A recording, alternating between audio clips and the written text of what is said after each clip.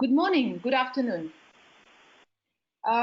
For our colleagues and participants who are in Asia, welcome to this webinar in which we will explore some of the responses developed by European players facing the context of this unprecedented crisis.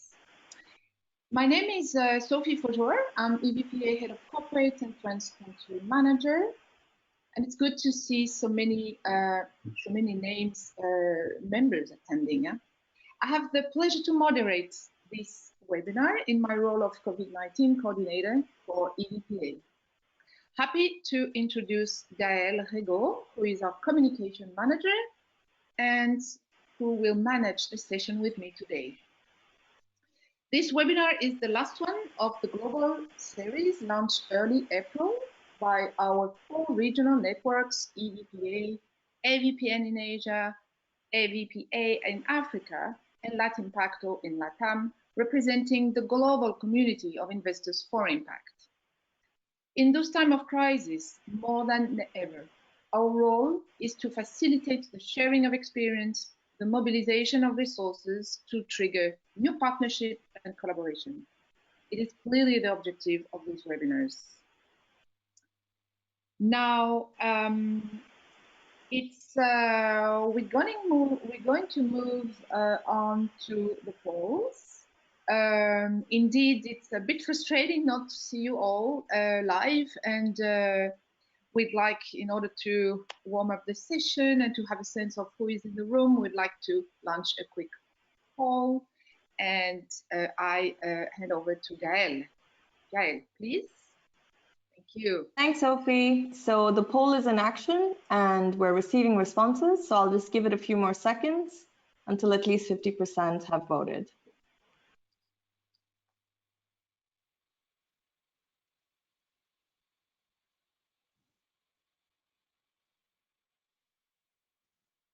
Okay, great. So about 70% have voted. So I'm going to close the poll now. And I'm going to share the responses. I hope you can see it. The question is, where are you connecting from? And we have 90% from Europe, 7% from Asia, and 2% from Africa for the moment. Okay, and we're going to move on to our second poll. So attendees should be seeing the second poll now.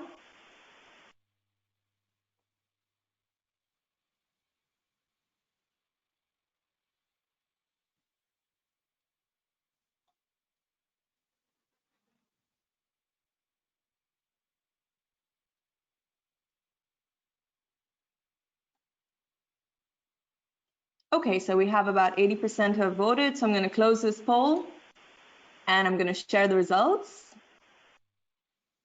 So the question was, are you representing and there's 19% representing a foundation, 15% representing an impact fund, and 67% representing other.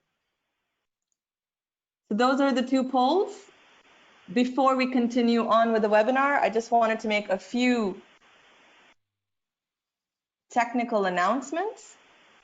So first of all, the webinar is recorded, and this recording will be shared with all participants after the webinar by email.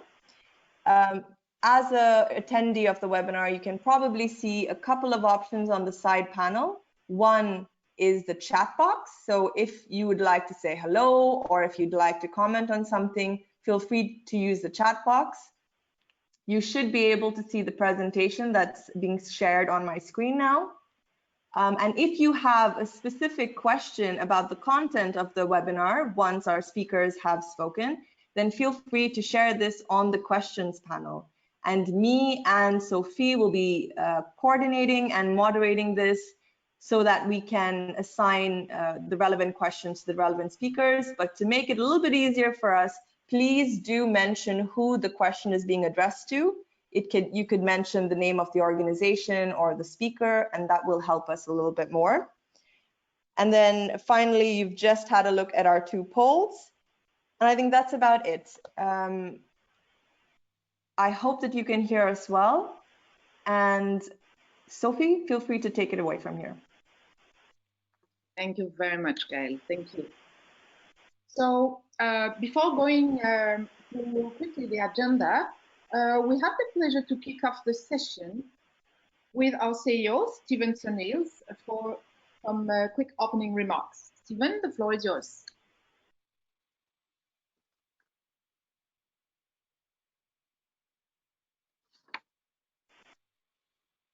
Stephen, you have to unmute yourself.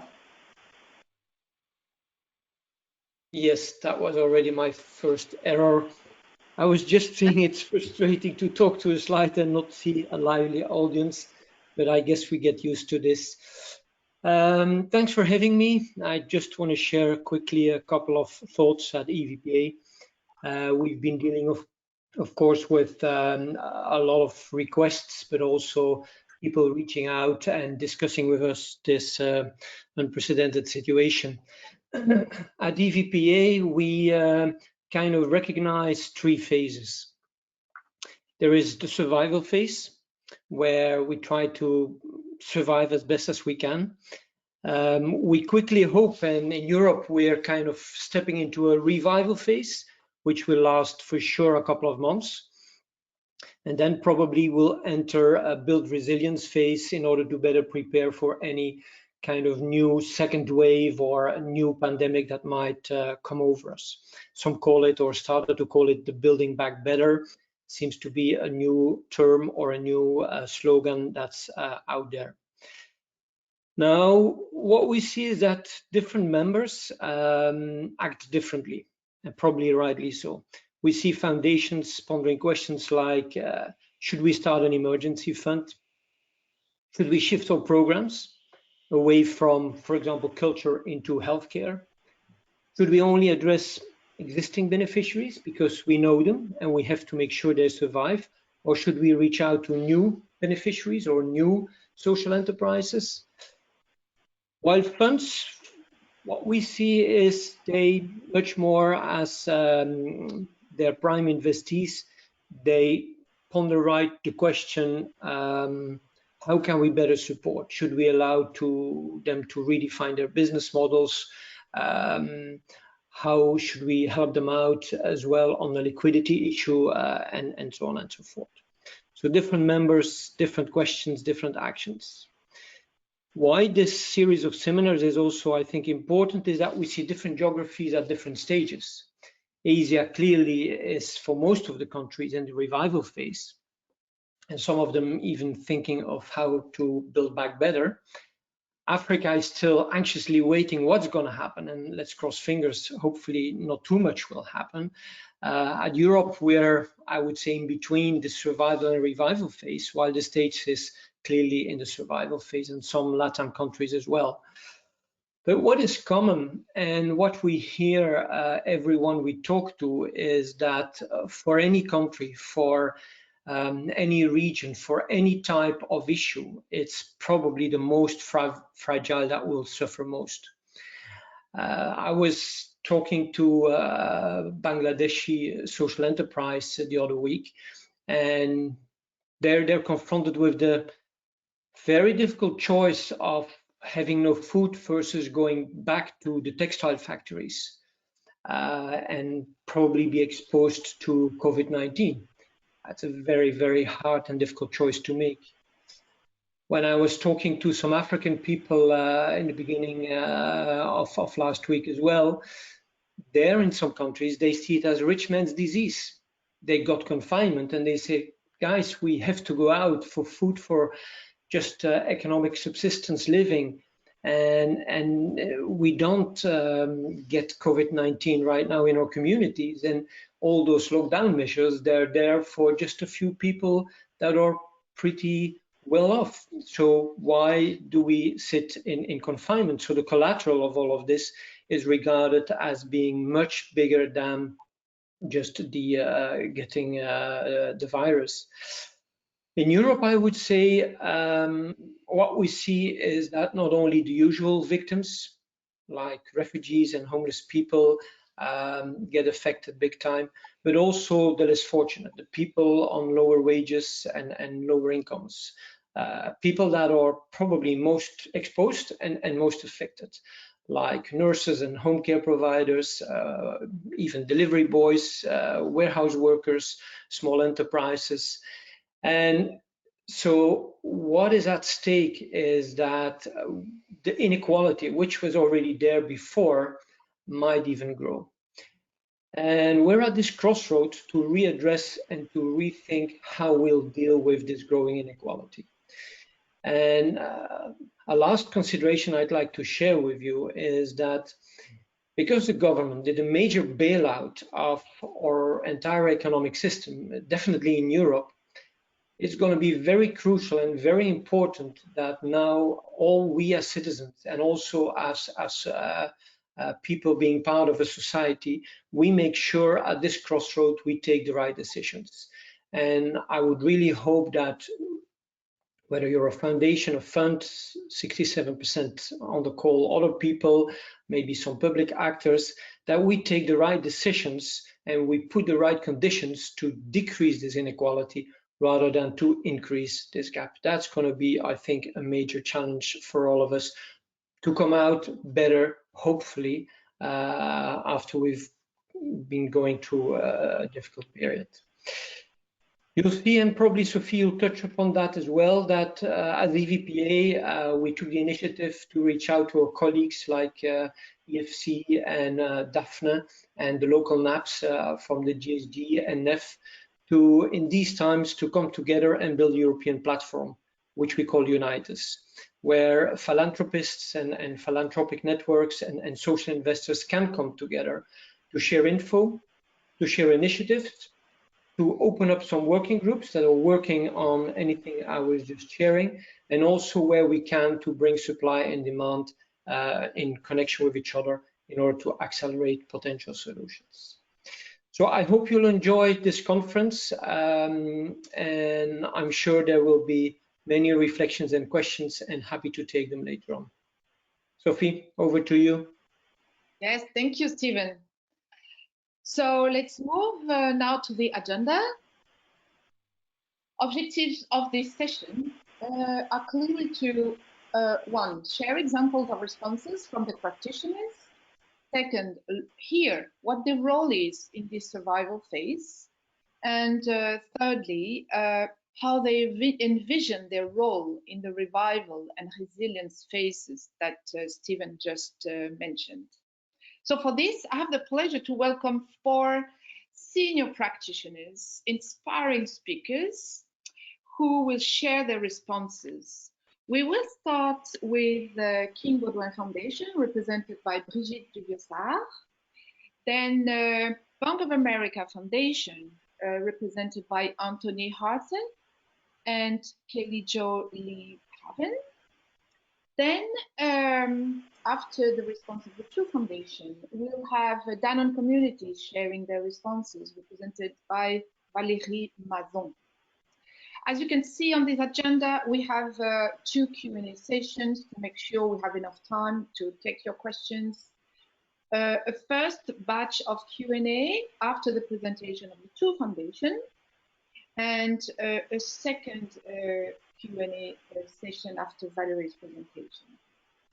Now, again, please use your Q&A button at the bottom of your screen to ask your question.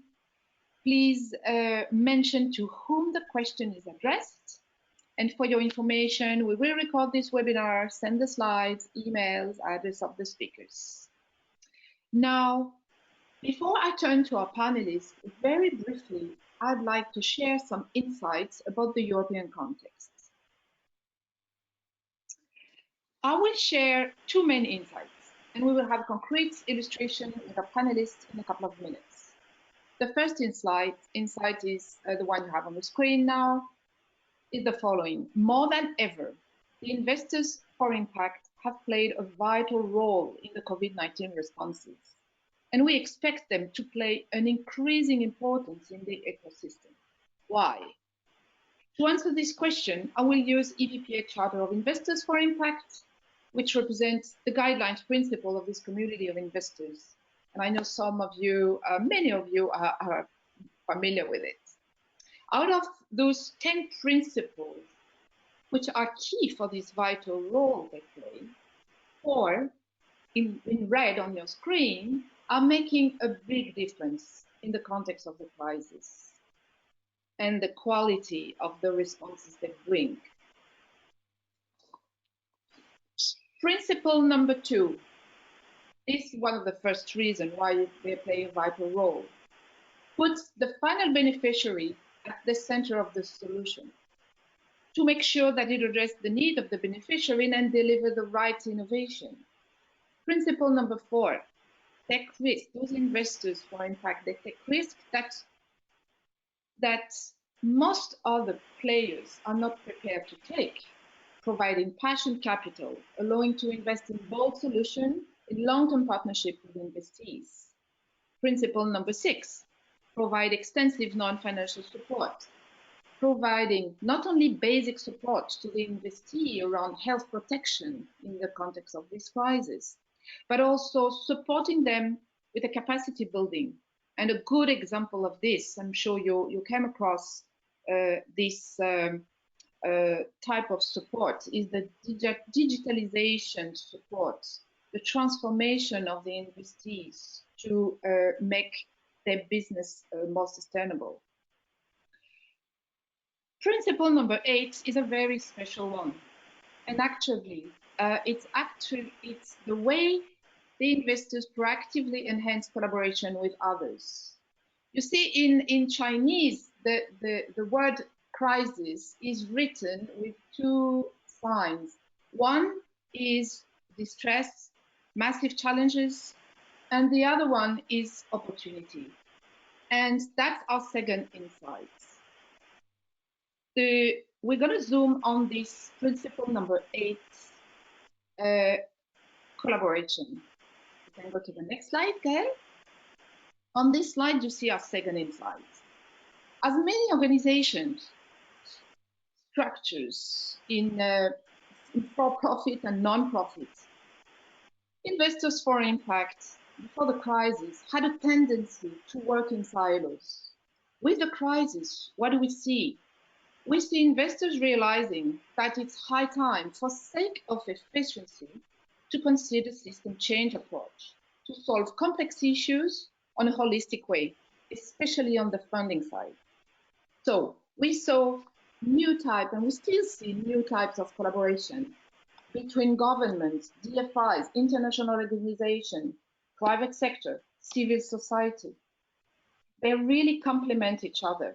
And they're putting together emergency funds, working capital facility, guarantees, all types of supports needed by the investees.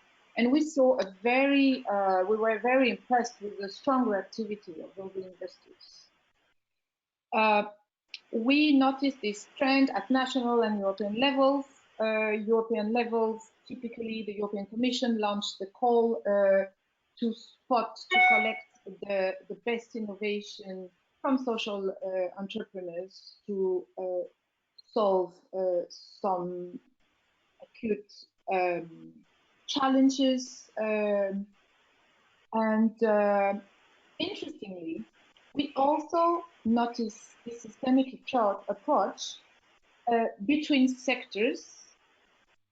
And between sectors, we saw some luxury brands producing health projects, disinfectants, but also we saw coalition of private actors proposing large-scale solutions worldwide. Typically, an example among a lot of examples, but IKEA, Proticus, Open Society Foundation, getting together. And by the way, still looking for more actors to join this coalition to set up refugees camp worldwide. So they clearly go beyond the traditional mission focus. This is very interesting. Very quickly, interregional collaboration. We will have with King Baudouin Foundation and the Bank of America Foundation a real example of European-based actors taking real actions beyond Europe to go in Africa. Same with Bill and Melinda Gates Foundation and Temasek Foundation in Asia. So what about the corporate? The crisis is a test for their corporate social responsibility. It is an opportunity to make the business more responsible, protecting their employees, supporting financially their suppliers, making their brands more sustainable. And they also recognize the important synergies and complementarity of their foundation. And clearly, sounds like the only way to deliver rapid innovation. And the corporates see the shared value, creating social impact with business relevance seems to be really the only way out. And all this is very much aligned with the mission of our corporate initiative with Champion. Needless to say, last but not least, needless to say that this systemic change across collaboration, mobilization of the ecosystem needs to continue in the revival and resilience phases, given the magnitude of the economic crisis ahead. So now I'd like to invite Brigitte Duc-Jessard from King Baudouin Foundation to present the foundation response. Thank you, Brigitte. The floor is yours. Thank you, Sophie. And first of all, hello, everybody. I'm happy to share with you our first reactions to the crisis, and I hope it will be of interest to you also. I know the focus of today is more on the global responses, but I will also talk about the local reactions, because I believe everything is interconnected. Next. And I'm going to start with something that might appear to be quite basic, but we were really surrounded with so many solicitations and with many emotions. We also have our own emotions. So before deciding to jump into any actions, we decided that it was important to remind us who we are, to identify clearly where we could have added value. Next. So first of all, the King Baudouin Foundation is a Brussels-based foundation, and we know that we are a small player, certainly at the international level, but also locally, when you see compared to the other actors having a role in the crisis. But we have good connections, we have good networks, and we can use them to play an active, a reactive role in philanthropic solutions, really from local to international levels. We are also a public benefit foundation, which means that we're not familiar with emergency. It's completely unusual for us. And if we decide to step in, we are complete beginners. We have to learn everything. Third point, we always want to act in complementarity with the other actors, which means that we have to understand where their needs are, and we have to fill filling gaps with smart solutions, which leads me to the fourth point. We are a grant-giving foundation, but we are also a center for philanthropy, and there we really always try to find tailor-made solutions, matching the wishes of our donors with the needs of the grantees. Well, with this in mind, the challenge for an organization like ours was and still is, how can we be meaningful? How can we be useful to society within the limits of our DNA? And the crucial thing is really, how can we capture quickly the needs of our key stakeholders and adapt to those needs? With this in mind, we decided, Stephen mentioned that, but we decided to enter into the emergency, and we started chronologically at local level. Maybe the next. And we very, very quickly decided to, because we had listened to the grantees and they needed extra support. So we decided to launch 3 calls for project very fast. The first one was launched 1 week after the lockdown for organization working on poverty and homelessness. The second one was for the first line support in health sectors. And we are now working on a third one for organization working with the elderly. The idea was really to have super fast due diligence processes but also a robust one. And it meant for the colleagues working really day and night on those processes, but we thought it was really necessary. Next, we also had a daily monitoring of our local support. You see, this is a picture of last week. We had granted, we have given grants for more or less 1,000 grants for around 13 millions, and we could monitor where the support was going to rectify things according to what the authorities told us, or hospitals. So that was quite helpful. And we're still doing that for the third call of project. This is for the local level. Next. As a grant giving organization at the international level, we're even a smaller actor, but we have a program running in Africa, and we have grantees that we know quite well. So the idea was really to focus on those grantees and to strengthen our support to those grantees. Half of them are working in sectors related to health, so that was meaningful. And we very rapidly decided to really strengthen the support with to them, but also to respond to some exceptional requests. For example, I don't know if you can see that on the screen, but we were asked to enter into a partnership with the Ministry of Health in the Democratic Republic of Congo to promote a national initiative of communication. It's a big issue here, but there also to give accurate information around the virus. And so we decided we would support this national project as some other exceptional ones. So next. This was for a quick overview for the grant giving activities.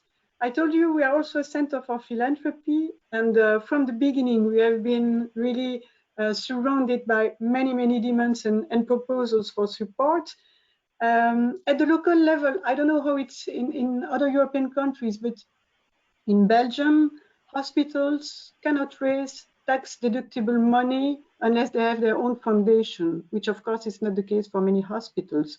So we had the first important Brussels-based hospital coming to us and asking for the creation of a philanthropic fund, what we did quite quickly. And then we had many other hospitals coming, and we created philanthropic funds for them. But we also had a request from the National Ministry of Health saying we should open a sort of similar philanthropic fund for smaller hospitals not having the means to have their own vehicle, but we would organize it, what we did. And we also received many requests from our usual donors and from new ones. So we tried to organize, responses to their wishes. For example, loans for medical equipment, distribution of laptops to students in need, but also support to fundraising activities from DGs working from home or web influencers. We decided we would keep this spirit of tailor-made solution, because all that, of course, it's about money, but it's not just about money. It's also about the desire of everyone, companies and also private people to contribute and to play a role in the solidarity. And we think it's important to support that. At the international level, no, you can go to the next one if you want. We, from KBF US, very quickly, you know that we are promoters of transnational philanthropy. So very quickly, we decided to create solidarity funds at country level in 6 European countries and in 8 African countries. You can go to the next slide. You see, we developed those funds in France, but also, of course, in Italy, Spain, in Germany, in the United Kingdom, and in Belgium. And for each country, we decided to identify 3 grantees, leading hospitals or non-profit working with the most vulnerable groups. For example, you see in France, we decided we would focus on the Fondation Abbé Pierre, les Restos du Cœur, le Secours Catholique. In Italy, the you see several hospitals, leading hospitals. The idea was not just to stick to those beneficiaries, but to show that transnational philanthropy is a reality, it's possible, and that we are there to facilitate it. We created them in response to corporate philanthropy, but it has been widened, and maybe you can go to the next. Within Europe, it was up to now we have granted more or less $6 million, and we opened, and it's even more important, we opened conversation with other donors, with other ideas, other wishes, and we can create responses with those donors. So we hope to launch an interesting move there. You can go to the next. This is just another example of what we've been doing as far as facilitation is concerned.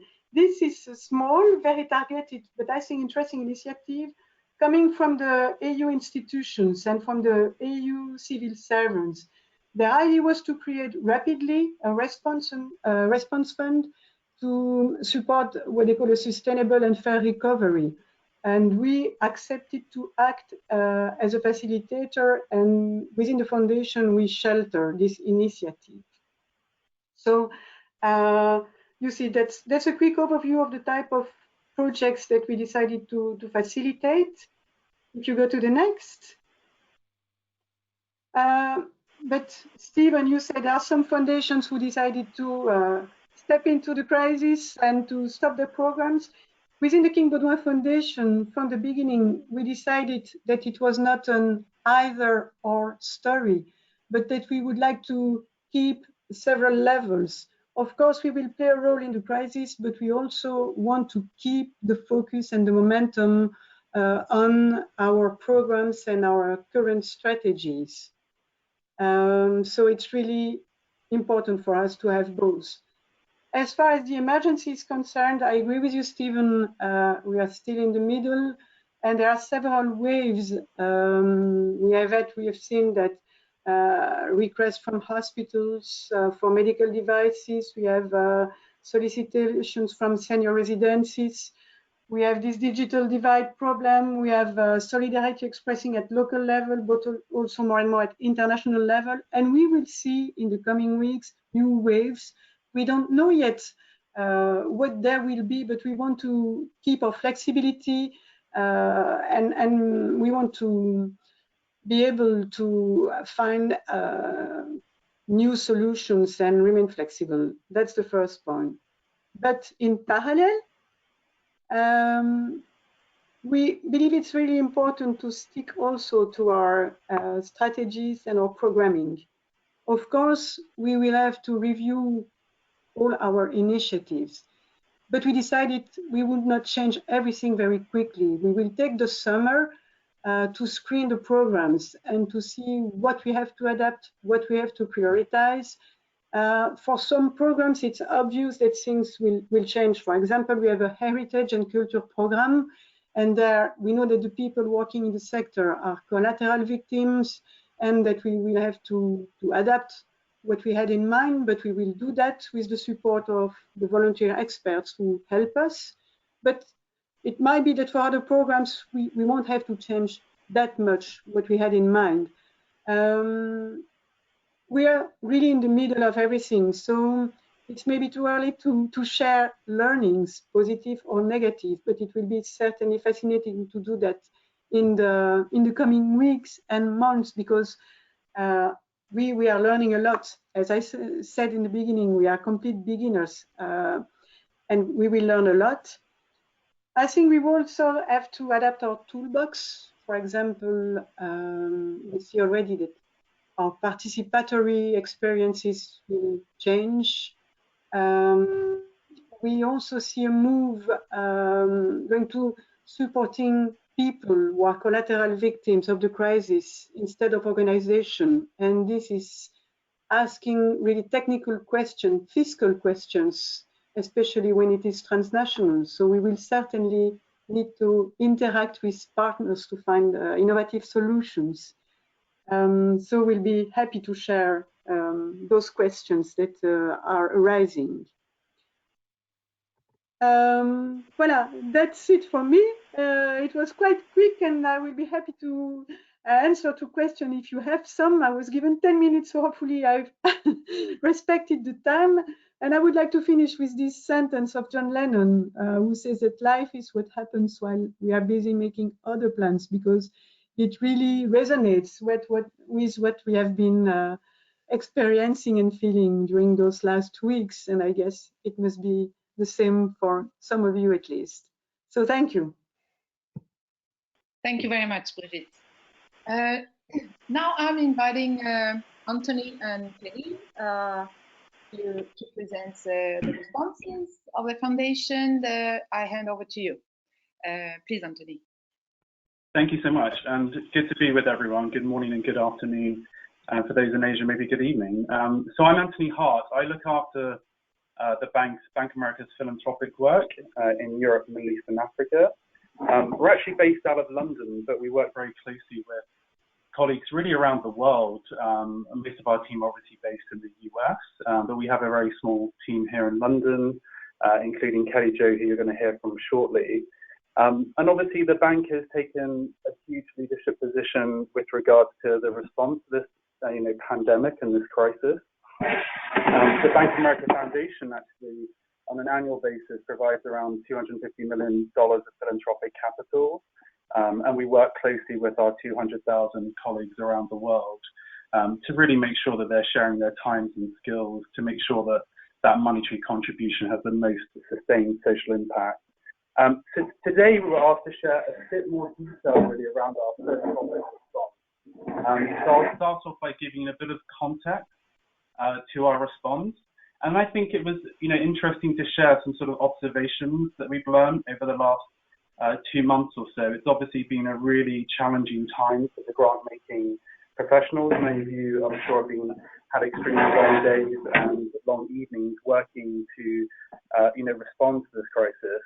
And then I'm going to sort of hand it over to Kelly Jo LaHaven, who's our grant manager in region, who's going to share more really around the how and the methodology that we've approached this unique challenge.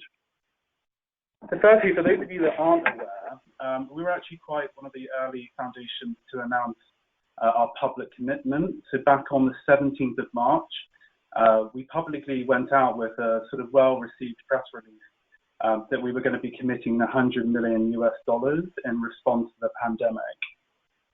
And obviously, I'm sure a lot of you will appreciate that one of the biggest challenges when it comes to grant making is securing budget.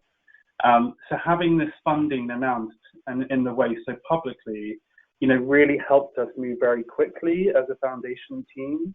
We were able to mobilize very quickly across in this region that we cover, the 18 offices that we support, and the 6,000 employees. We were able to put people into action very quickly.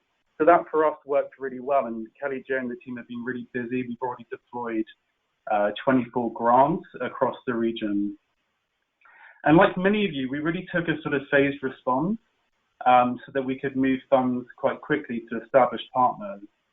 Most of you will recognize that in region, we needed to really respond quite early on to the crisis in Spain and Italy. And when you have employees in every city and across this region, we really wanted to make it feel as local as possible. So we spent a lot of time on Google Translate and making sure that we ensure that every contribution felt locally as local as possible. And I think that's fair to say it's been one of the unique elements of this crisis is the fact that it has affected every country in different phases and at different points. And we as grant-making professionals have really had to adjust to that and respond as quickly as we could. Now that $100 million, Kelly Jo is going to share a bit more detail around how we're delivering on that. But we set out 4 broad principles in terms of the thematic focus of that funding. And really that was obviously, like many of you, tackling the food insecurity issue, tackling the medical response challenge. And one of the things the bank is really, has a huge track record on is access to learning, particularly remotely. So we're able to quite quickly move. Many of you may be aware of the Khan Academy. We're one of their largest supporters. And that was one of our first investments from the 100 million to really make sure that around the world, young people and students could continue their online access. And the fourth pillar is really very broad. It's around vulnerable populations, that allows us to really tackle some of the challenges in particular markets around domestic abuse and some of those other unique challenges that are being presented to us. I guess reflecting back over the last 8 weeks, I know it's been a really, really busy time for everyone, but we were really struck as a team by the rapid nature of the income impact to our portfolio charities. We received calls very quickly to, show that actually some of these charities were having, within weeks, significant challenges that they were facing. And we were really struck by that as a team. I think MBCO here in the UK has predicted that there's going to be an income hit of 4.3 billion sterling over the next few months. And obviously the government have announced a 750 million package. So there's a huge gap there. So we're very mindful that we need to be aware of our existing partners as well as supporting new ones, particularly around this point of cash flow impacts. And obviously, while the funding is really crucial and having that 100 million is fantastically important, we also want to make sure that the skills and efforts of our people were being used. And obviously, as our core business as a bank is helping to deploy capital to large-scale businesses, particularly organizations that need to raise capital. And so we really, and Kelly Jo is going to talk a bit about this, we really wanted to make sure that we leverage that expertise to apply that to the charitable and philanthropic sector. How could we make assessments on organizations that need to get that capital injection from us? And so we're looking very carefully as a team around what we're sort of internally referring to as a stability fund to really think about of those organizations we're currently working with, and it's around 70 in region across the EMEA region, which are the ones that are going to really need our additional support over the coming months. And I guess the final bit of sort of reflecting back is really the issue of leadership. And I've been really struck on, the leadership within the bank, but also externally around those charities that acted very quickly and pivoted and adjusted programs to be online and virtual. And I guess it's just a reflection from the grant-making community that I think at this time in the future, we will probably look back on this time and remember those organizations that were true leaders and had strong leadership within those organizations to be able to make those adjustments. Like most of you, our attention is now really focused to the more medium and longer term now that we've responded as best we can in the region. And obviously, there's two aspects to that. One is the response in Africa. We're very mindful and we're doing a lot of work as a team, and would love to hear from others around how you're going to be responding to the pandemic in Africa. We have a presence in South Africa, so we're able to move quite quickly there. But we're now moving to, really understand the market and think about how best we can contribute. And I guess the second pillar will be the economic recovery piece. So already we're starting conversations and dialogues. And this is an area that is going to serve us quite well because our philanthropic work, without the pandemic has obviously historically been focused on job creation and scaling small and medium-sized social businesses. So we've done a huge track record and sustained impact in that area. So we're looking forward to kind of mobilizing those existing partners, but looking at new opportunities. So with that, I'm going to hand over to Kelly Jo, who's going to talk a bit more about the grant-making methodology. Thanks, Anthony. I hope you can all hear me, and a huge thanks as well to Sophie and EVPA for having me speak today. So as you've heard, kind of what we've done, and I suppose in some ways the challenge that has really been set for all of us, and for us this really meant in some ways changing our strategy overnight in terms of just sort of having to focus and refocus again. So I thought I'd spend, as Anthony mentioned, just a few minutes on how we've gone about this work so far. And Stephen, I like the way you described in your opening just now the survival, the revival, and the build phase. And I think we might have to leverage that, if I can say, which is very much in line with our thinking as well. As Anthony's talked about, we wanted to act quickly and efficiently. We needed to first activate, with those partners who we had relationships with and whom we could get funding to on the ground immediately. And those were trusted partners. They are well-established organizations, the likes of the Red Cross, the Global Food Banking Network, and the International Food Program. So these are some of the organizations that we knew we'd worked with before and we had trusted relationships with. In our second phase, and for us this is still the survival, it's really been that we wanted to be conscious of wanting to ensure we were engaging our local leadership and we could get a good sense of those local partners and some of those grassroots organizations and smaller NGOs who are delivering and locally responding, and really conscious of wanting to work with our local populations. As Anthony said as well, we have close to 17 offices across the region, and so we've reached out to a number of those. We got some suggestions, some of whom we already knew, or in our personal networks we might have had connections. I'll shout out to Sophie again and EVPA for helping with some of this, in the likes of France, for example, and wanting to really make sure that we were kind of targeting those people who were there on the ground and doing some great work. So it included a combination of organizations, those who we knew, some new ones for us, and also conversations with people whom we may not be able to activate straight away, but who might kind of tie in once we're thinking more about that stability phase or that recovery phase down the line. You just never know kind of when those conversations might come up again, or those kind of organizations might be relevant at some point in the future. That's part of what I'm always saying to people when I'm speaking to them is, this may not be relevant for this moment, but let's stay in touch and we can continue to discuss. So a huge part of this was really understanding from our charities what their challenges were on the ground. And when I say our charities, I mean even those that we are already funding, that may have been responding. What are they facing? How are they adapting? What can we be doing in the short term, long term, medium term, etc.?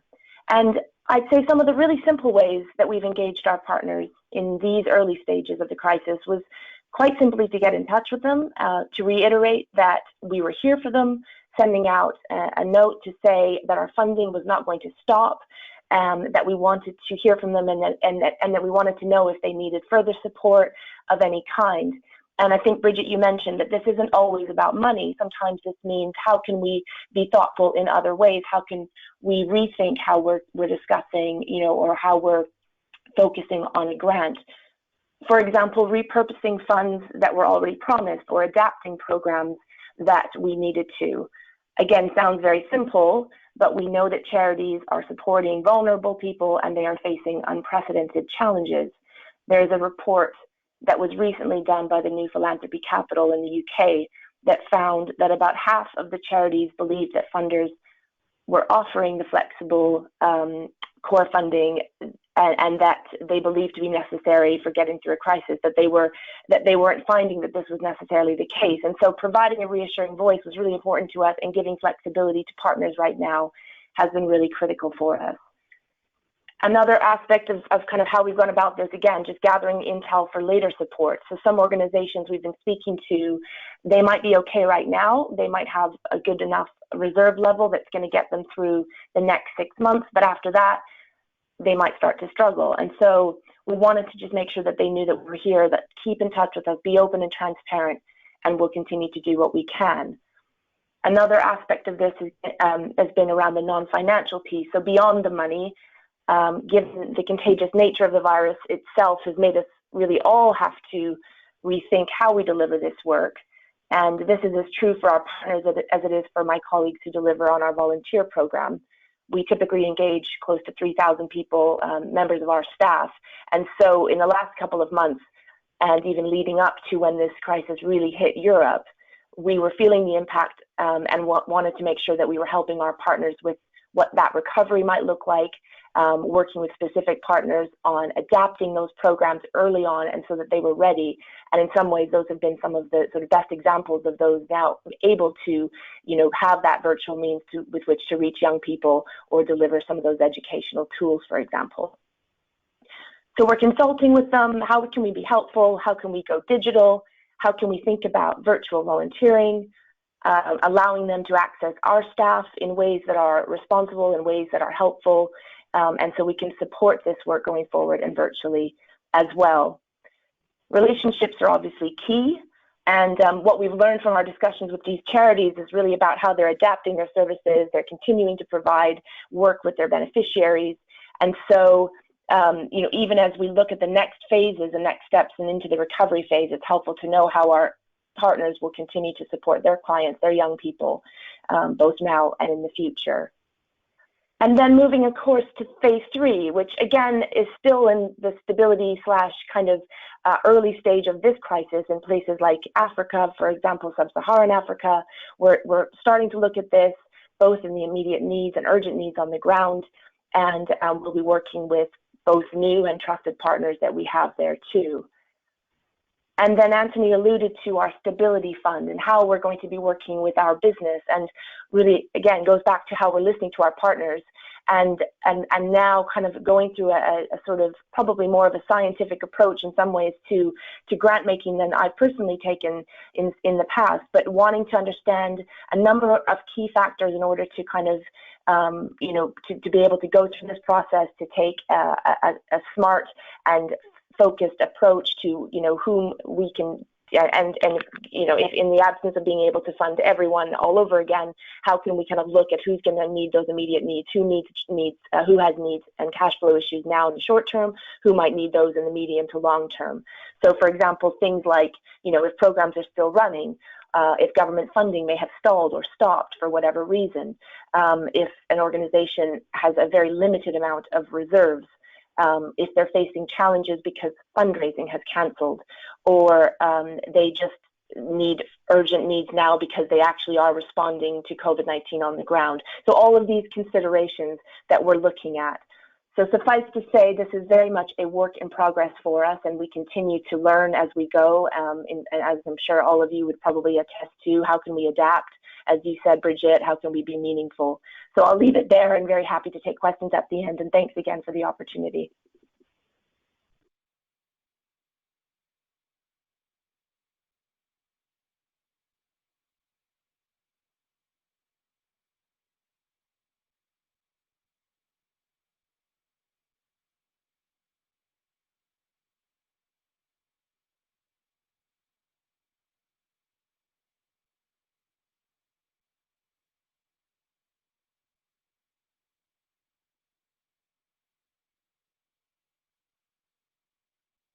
Hi everyone, I think Sophie is offline for the second, but she'll probably be back. Meanwhile, we have some space for questions. I'm looking at the question panel now, and there is a question from Anya. So I'll just read it out maybe, and then the relevant panelists could maybe respond.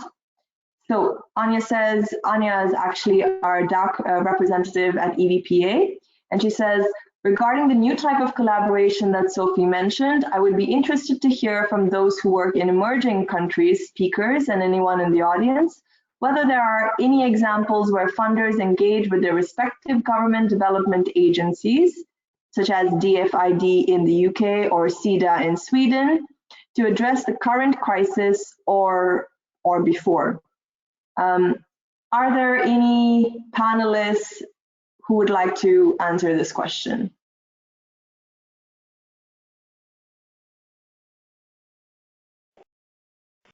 I can certainly kick it off by just saying that, you know, working with the likes of DFID, although we're not currently in discussion specifically on this response, it's very much something that we have wanted to do and have done in the past, very much working on larger scale programs with a government partner. A great example of this is with a partnership that we have currently in Ireland, the Women of Ireland Fund, in partnership with the Social Innovation Fund for Ireland and with the local government there. So, you know, working with these partners, I think as we approach Africa, it's a very interesting point that we would want to explore. I won't say that we haven't necessarily started that specific conversation, but it's in our mindset, and yes, we definitely want to kind of look at that further. Thank you, Kelly. If there are any other panelists maybe who want to add to this? Otherwise, I think Sophie has a couple of questions she would like to ask as well. So go ahead, Sophie.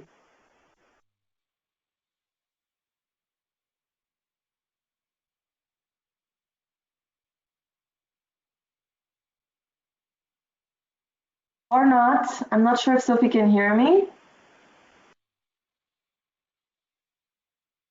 All right. If there are any other questions, now would be a great time to add it to the questions panel. I have another one. So this is from Christopher.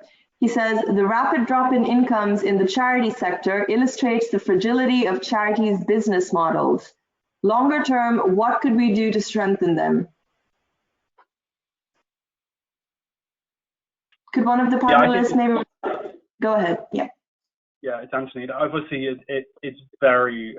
We were very struck by, a lot of charities are actively encouraged here in the UK under the Charity Commission guidelines to, keep reserve levels.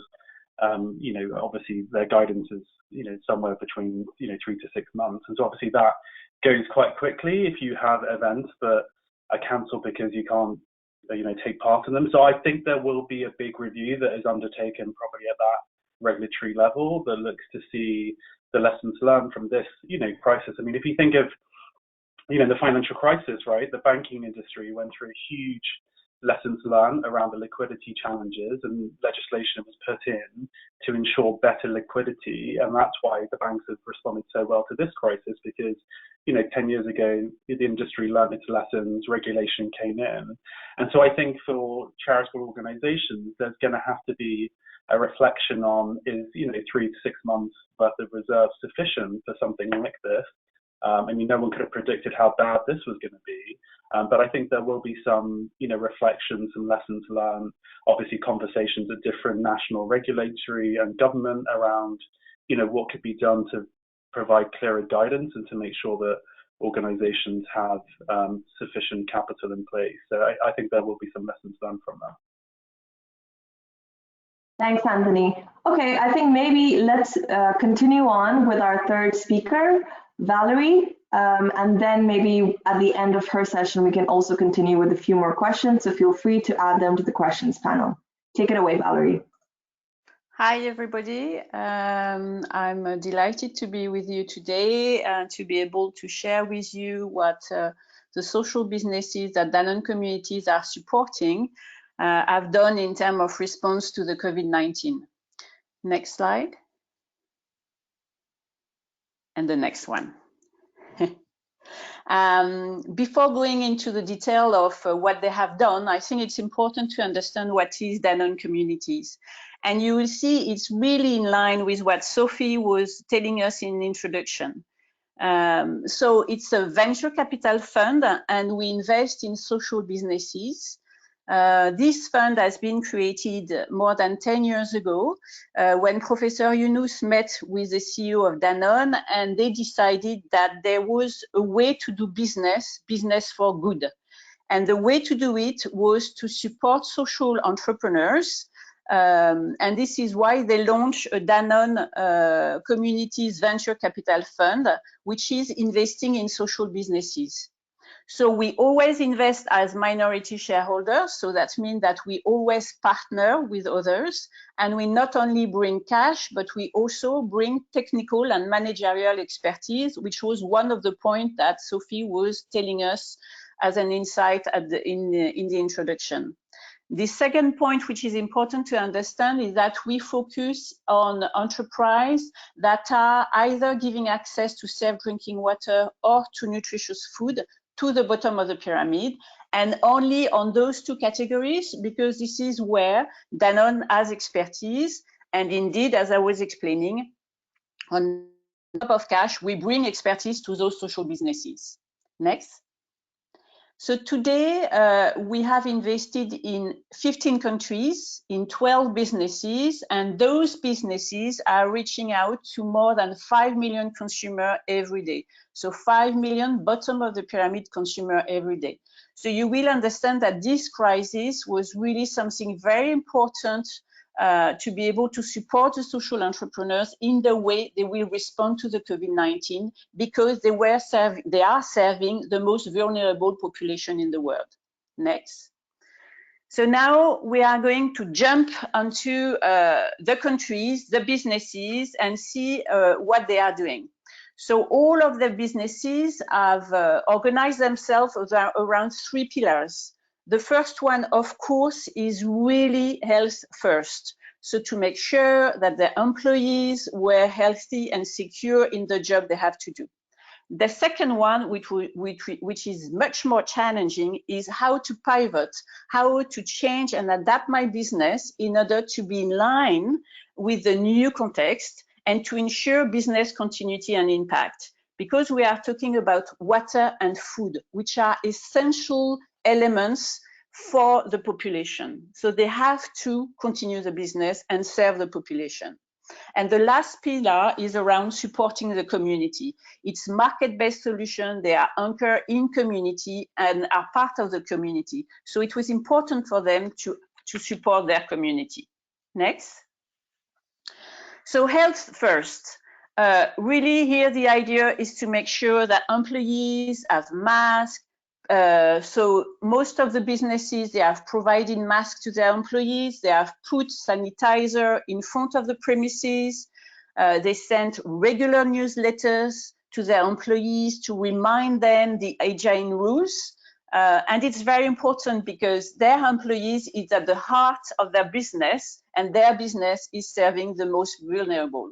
So it seems simple, but it's not so simple in those business to put into place those elements, and that was the first thing they did. Next. The most challenging thing was to adapt their business to the context. In all the countries where those businesses are operating, water and food have been declared as essential goods. So therefore, the business was able to continue to operate. However, most of the business have had to reorganize themselves. Indeed, because of the lockdown, people were not coming to the shop to buy the food or to the water kiosk to buy the water. So therefore, they have had to reorganize themselves to put into place a kind of home delivery at home. And for some businesses, it was completely new for them. They didn't have such service. For other businesses, they were doing some delivery, but it was not to consumer, it was much more to business. And for other businesses, they were doing it, but on a very small scale. So for them, it has been really a time where they have to pivot and to really reorganize everything from recruiting drivers, buying vehicles, let the consumer know the service of delivering at home. And they have used lots of digital tools, WhatsApp, Facebook, in order to let the consumer know that today they can deliver the water or the food at home. And often they have had to launch or to partner with a platform in order for the consumer to put their orders to have the food or the water delivered at home. So it was a huge change for all those businesses, and they have done it in a very quick time. The second element was about the payment. Indeed, today in all countries, we try to avoid to pay by cash, to avoid any contact with money. So in India, for instance, in the water kiosk, most of the consumers are paying with a prepaid card. So they come with a card, and just like an ATM, they put the card in front of the water kiosk and they have the water. But this prepaid card, to refill it, the consumer has to go to the water kiosk to give cash to the water kiosk owners in order to refill the card. So they have worked a lot in order to avoid this transaction of cash, and they have put into place mobile money. So therefore, the consumer can refill their card digitally. And again, it was huge as a transformation for the business to do this change in a very fast way. But it was very important to make sure that the consumer could have still access to water and food. Next. So the other thing that those businesses are doing a lot is education. And if I take the example of Nutrigo, usually they do education in villages. Nutrigo, it's a social business which provides complementary food to fight anemia in rural area in China. So those campaigns of awareness and education in villages, they couldn't do it anymore. So therefore, what they have done, they have switched to a WeChat Mama class. WeChat, for those who don't know, Asia is the equivalent of WhatsApp. And this way, they could provide moms with information. And they had so many questions from mom about, this time, how they could feed their kids and so on. Yes, you can move to next. The last point, the social businesses have response in terms of this crisis is donation. They are part of a community, and for them it was extremely important to be part of the solution for the community. So therefore, most of social businesses, and here I have put just some examples, La Laiterie du Berger in Senegal, GDFL in Bangladesh, Jibu in Kenya, and also Uganda and Rwanda, they have done donations. So La Laiterie du Berger, they have managed to produce some hydroalcoholic gel, and they are giving it to the community around the factory. GDFL, they have given for free some of their yogurts. Jibu, they have given for free some water to orphanages and also to healthcare center. Next. And one program that has been put also into place by GDFL in Bangladesh, it's something that has been initiated by the employees of GDFL and funding by them in order to support the people that was working in their value chain. In GDFL in Bangladesh, they have the farmers because they source the milk from the farmers. And because of the lockdown and the drop of the sales, unfortunately, the production of yogurt and sourcing from milk dropped also. So the farmers were losing revenues. Also, there are ladies who are selling on a daily basis a product in the villages. Those ladies, because the production was low, they couldn't work anymore. And there is also what we call van puller. Van puller are the ones who are delivering and selling the product in the city into small retails. And again, because of lockdown and because of low demand on products, they had no job. So all those populations, what they have decided to do is to provide them with food and hygiene products in order to make sure they were safe in this very specific period. Next step. Next, not step, slide. And also what they did, and for them, again, it was extremely important, is to amplify the WHO messages. Because they are in contact with lots of vulnerable population. So what they did in front of water kiosks, of course, they drew on the floor where the consumer should stand, respecting the social distancing. In Cambodia, 1001 Fontaine, for example, they partner with UNICEF in order to distribute free bar of soaps in very remote area, because 1001 Fontaines are going into those remote areas. So they are really part of the community and helping to make sure that everybody have the right message in terms of washing, social distancing, and keeping safe during this period of time. Next. So as a conclusion, I think what they have done is really they have demonstrated their agility, and for them it was crucial to be able to adapt themselves to the situation in order to make sure that they could serve the population. Also, they have learned from others because you need to be quick. Sometimes it's not necessary to reinvent the wheel. It's better to learn from others and copycat. And this is what they have done in some places. And this is also where we have played a role in communities, because we were sharing best practices among all of them in order to be quick in implementation of solution. And they have leveraged their network, so UNICEF or other partners, in order to offer a solution. And just as a conclusion, I would like just to share an article that I have read this morning that was in Le Monde from Professor Yunus, and I think it was extremely interesting. He was calling for the reconstruction of the economy, not the relaunch of the economy, saying that this economy should leverage social business as a major actor to build an economy with, at its core, social and environmental consciousness. So what I hope is really this crisis is indeed open to a new way of doing business with a social and environmental consciousness, just as Professor Yunus was saying in the article this morning. Thank you. Thank you very much, Valérie. So now we're opening our second Q&A session. And very sorry, missed a few minutes. I had to reconnect, but I'm back.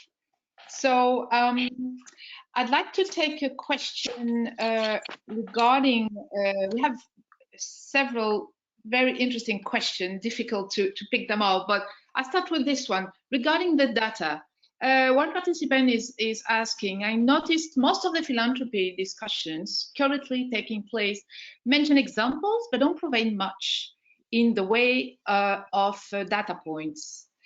Would any panelist be able to share some interesting data points on the impact of the response to COVID-19, especially in emerging markets? Does anyone get inspiration for this question? Data, because in the long run, we all know it's going to be very important to scale the social innovation. It's Anthony. I mean, obviously on emerging markets, there's an organization called EMPower that works more specifically as a grant maker across the world, really, but specifically in emerging markets. I don't know whether they have that information, but they may be a good organization too. They have in-house or on the ground teams of grant makers around the world, and so they may be a good organization to ask that question to. Thank you very much. And I will just add, I think if I understand the question in terms of, I guess I'm taking it to mean that you are asking about whether or not we have the data or we will be gaining the data. I think it's too early for us to be able to, certainly from our perspective, we've only just sort of communicated grants. We're in the process of getting that money through. As part of our process, of course, we'll have in place an impact strategy, and so that we can go back to those partners and find out what's happening in the next sort of 3, 6, 12 months without, of course, being too on top of them or too kind of onerous in terms of what we request. I think that it goes without saying with any grant that we would make that we would have a structure in place to kind of understand what's being achieved. And so, yes, I suppose we didn't call out specifically, but if I understand that, if that's what you're asking, I think that it definitely is part of the process. But for now, I think the data that we've received is slim in terms of the responses, as we're just still in that early phase. So, but it will certainly form part of that, the kind of communication and detail that we'll need in the future. Thank you, Kelly. We have another question regarding the fight against inequality and collaboration. So the question is, as KBF was highlighting, the philanthropic and social investment money is relatively small compared to public money. How do we, as private investors, see our collaboration with governments to make sure we address this challenge of inequality reduction? Any comments or reaction from panelists or attendees in the webinar? Maybe I can react on this one. It's Valérie from Danone Communities. What is interesting in this period of time, it's much easier to connect with government, and things are happening much quicker than in the past because there is urgency. In France, Danone Communities is supporting a program which is called Malin, which is helping vulnerable families to get access to nutritious food when they have kids. This program, for the moment, is on a few areas in France, and it's quite efficient. However, they are not overall in France. Since the crisis, we have been able to, they have been able to discuss with some people from the government, from the welfare family bodies, in order to see whether we could indeed enlarge the program nationally. So I think it's a window of opportunity now to connect better and quicker with the government bodies in order to find solutions. So I see it as an opportunity.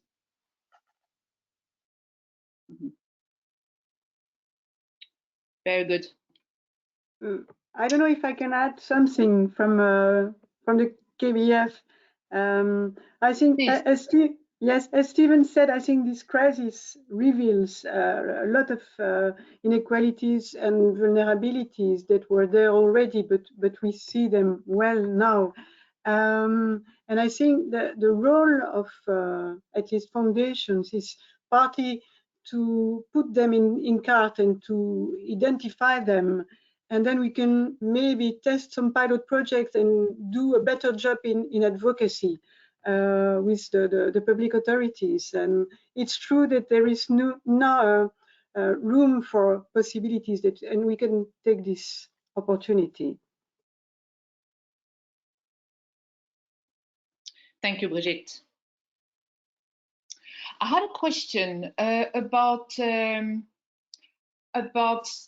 reconciliation between the short term and the medium long term. It's excessively difficult, I imagine, as a practitioner, to find the right balance between providing short term emergency funds, and on the other hand, to make it work, you need a long term view for a long term action. So it's a bit like dating and wedding. So it seems to be that there is a sweet spot to find.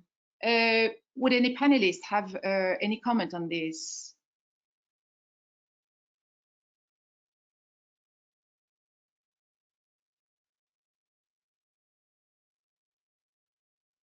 I mean, I'm happy to. Sorry, Sophie. I think you're absolutely right. It's definitely, and this is sort of part of the discussion we've been having with some of the person who's been assisting me, who's actually part of our philanthropy board. He's a senior member of the bank. And so, you know, it really is. And so he's kind of come into it with a very different set of eyes when we've been looking at what we've loosely referred to as stability fund, which isn't really a fund, but, you know, stability kind of, grant funding in the meantime. He's come in with a different set of eyes in terms of kind of, you know, very business-like approach, and quickly realized that you really have to, it's very nuanced when you're talking about these sort of factors. And so I think from us, it's really just a matter of, you know, balancing the art and the science of philanthropy, looking, you know, at, of course, the sort of bottom line of funds, and do they have them, and will they need more? And, you know, organizations will never say they don't need more, but or certainly, you know, good fundraisers. But I think that they would want to, you know, what we're trying to ascertain is just who needs it now because they're offering programs or because they're really strapped. And so how can we be beneficial now? And how can we then kind of loosely look at, okay, this organization has funding confirmed for 2021, for example, or they have a government contract which will come into play. And so they're, you know, so we're trying to balance those questions at the moment in terms of, you know, how we can look at that short-term and long, medium to long-term kind of view. And then, of course, you know, from another point of view, I guess, in terms of how when it's going to be the right time to move from, as Stephen just described, you know, this stability and resilience, and then into the kind of recovery, you know, at what point will we be doing that? And I think we'll all be kind of watching to just understand the situation more. And you know, and I think what we've been learning is we don't want to be caught out. So we're trying to put those plans in place now. So for us, that's, you know, phase 4 and beyond in terms of what we're looking at and how we activate those funds, at least to put plans in place. And very much kind of want to put a call out here, but I think it'd be interesting to see if there's others in the space that are wanting to collaborate and, you know, and to have those discussions too. Thank you, Kelly. We have a question regarding education. What do you think about problems in education? What are the problems we need to focus on? With so many kids away from the usual learning environment. And we know that all those vulnerable population often don't have the adequate device. I mean, how do you see that? It seems that it's going to create it's a recipe for disaster in terms of school failure. What do you think would be the most adequate responses to that?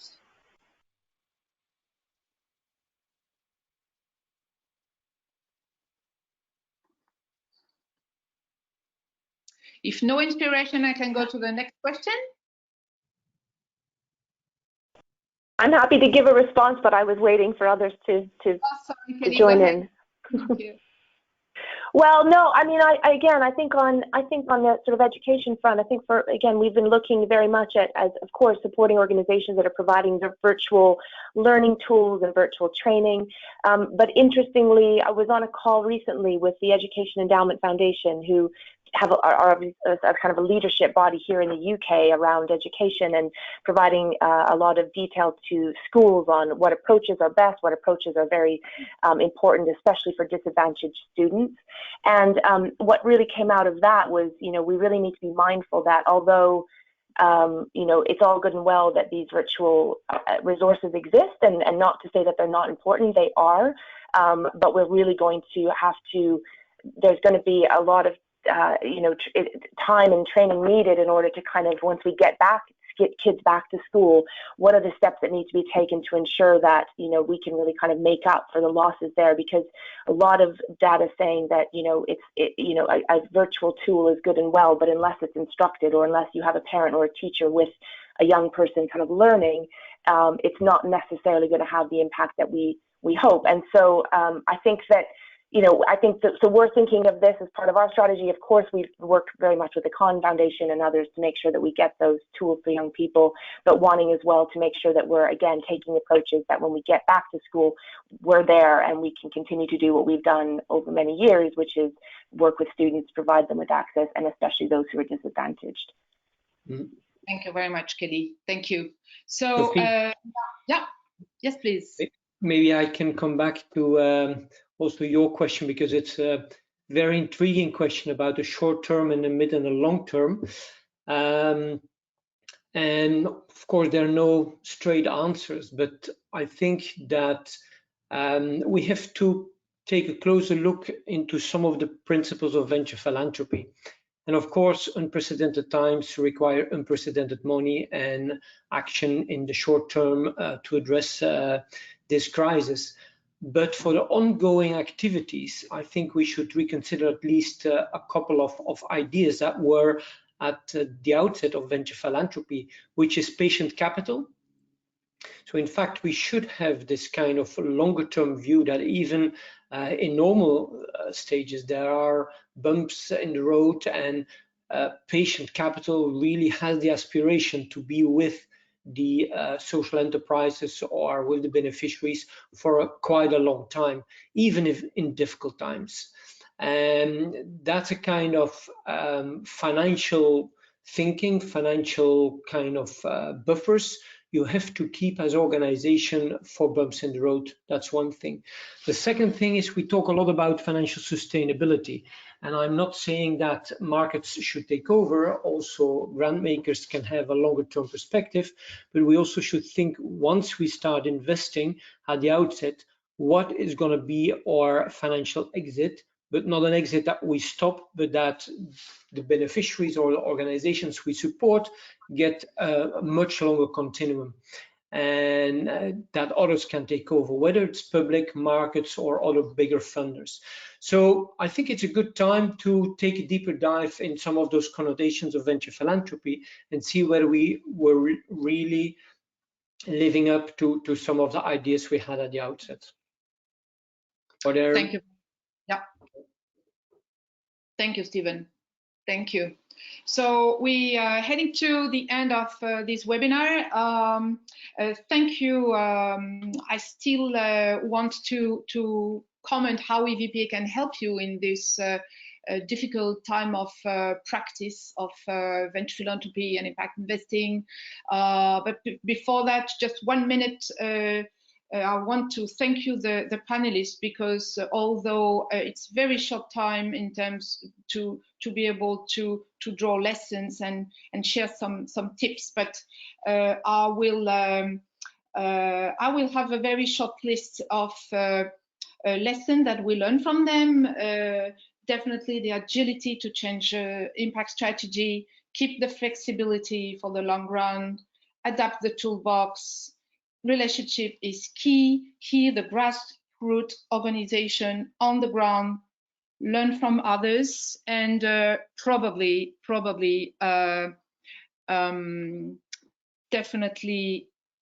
not only think long term, but favor speed over perfection. Now we're heading to the end. So as Stephen mentioned, those, along the lines with the webinar, which is very much about triggering partnership and collaboration, at EVPA, we clearly identified the need to harness the power of networks. And as you can see on the screen, this is why we launched Unitus Europe, the European Philanthropy and Social Investing Impact Hub.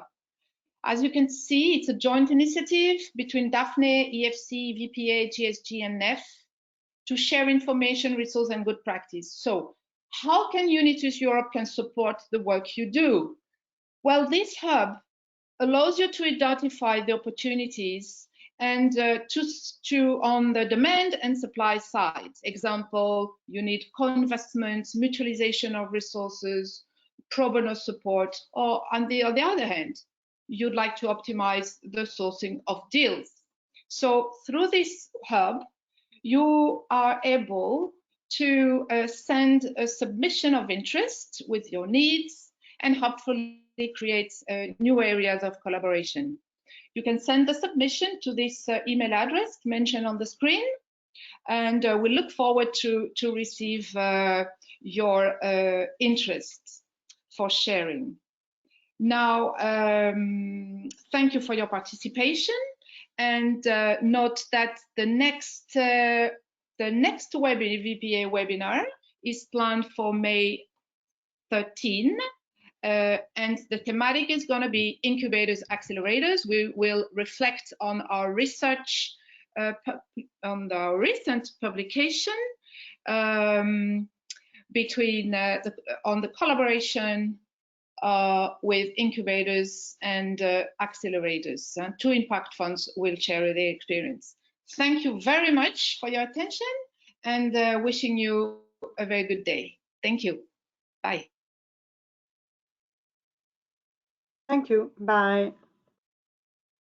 Thank you, Sophie. You. Bye. Thanks, everyone. Bye. Thank you.